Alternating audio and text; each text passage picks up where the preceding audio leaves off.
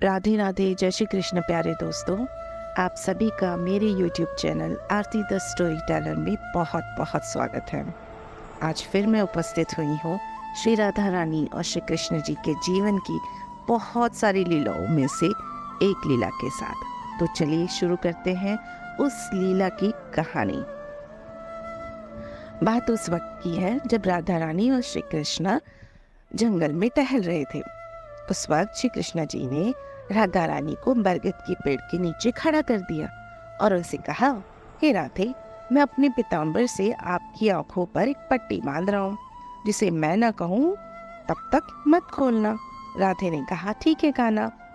और इसी बरगद के पेड़ के नजदीक कुछ ही दूरी पर एक कदम का पेड़ था। कान्हा वहां चले गए और वहां जाकर कदम के पेड़ के नीचे एक सुंदर सा उपहार बनाने लगे। ये उपहार राधा रानी के लिए था, जो कान्हा का एक सपना था। थोड़ा विलंब होने पर राधा जी ने बरगद के वृक्ष के नीचे से खड़े रहते हुए आवाज दी, कान्हा, मैं अब और नहीं खड़ी रह सकती, मेरी आंखें दर्द कर रही हैं।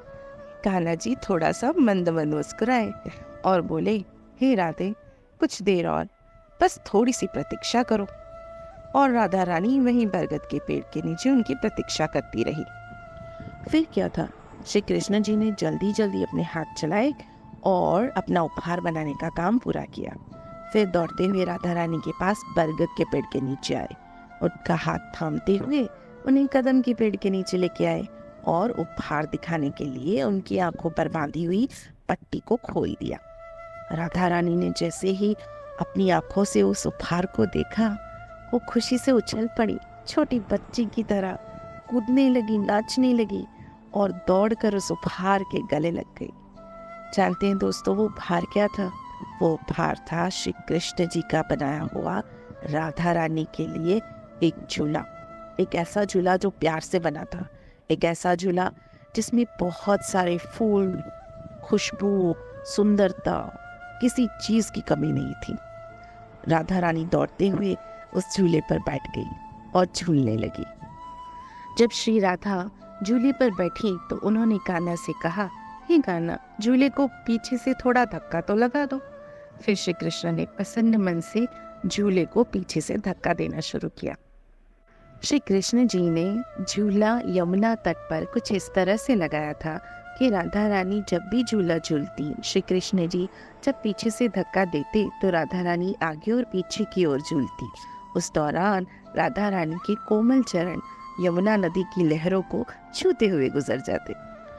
ऐसे ही हंसते खेलते कुछ और वक्त गुजरता है और राधा रानी की नज़र झूले में लगे एक बहुत ही खूबसूरत से सफ़ेद फूल पर पड़ती है, जो यहाँ आसपास किसी भी जंगल गांव में कहीं पे भी नहीं था। और राधा रानी श्री कृष्ण से पूछती है, कान्हा, ये सफ़ेद फूल तुम्हें कहाँ मिला? तुम इसे कहाँ से लेके आए? श्री कृष्ण मुस्कुराते हुए बोले, ये फूल मैं त्रेता युग से लाया हूँ।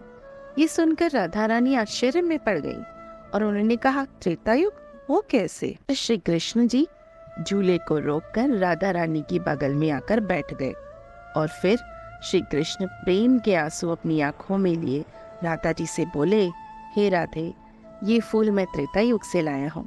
ये सुनकर राधा रानी आश्चर्य में पड़ गई और उन्होंने कहा, त्रेता युग, वो कैसे? हे राधे, त्रेता युग से लाया हूँ। जब मैंने पहली बार तुम्हें देखा था, तुम पुष्प वाटिका में थी।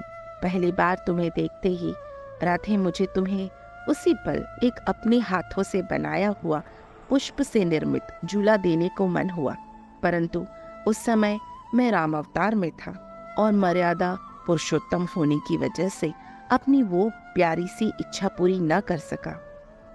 लेकिन मैंने आज के इस खूबसूरत दिन के लिए उस वक्त कुछ श्वेत पुष्प अपने पास संभाल कर रख लिए थे और आज जब समय आया तो मैंने अपनी वर्षों की इच्छा पूरी कर तुम्हें ये प्यारा सा उपहार देना चाहा और मेरी यह इच्छा पूरी भी हुई। यह सुनकर राधा जी की आंखें खुशी के मारे नम हो गई और उन्होंने श्री कृष्ण जी के कोमल हाथों को चूम लिया। उसके बाद भगवान श्री कृष्ण और श्री राधा जी दोनों एक साथ झूले पर बैठकर झूलते रहे, आनंदित होते रहे, आनंदित होते रहे। बोलिए श्री राधे राधे। जय श्री कृष्ण। दोस्तों, कहानी सुनाने का मेरा ये प्रयास अगर आपको पसंद आया है तो मेरा निवेदन है, मेरे इस channel Aarti the story teller को लाइक करें, सब्सक्राइब करें और दोस्तों के साथ ज़रूर शेयर करें। इसी के साथ, इस वादे के साथ कि फिर मिलेंगे एक और नई खूबसूरत कहानी के साथ, राधे कृष्ण की एक और लीला के साथ। राधे राधे, जय श्री कृष्ण।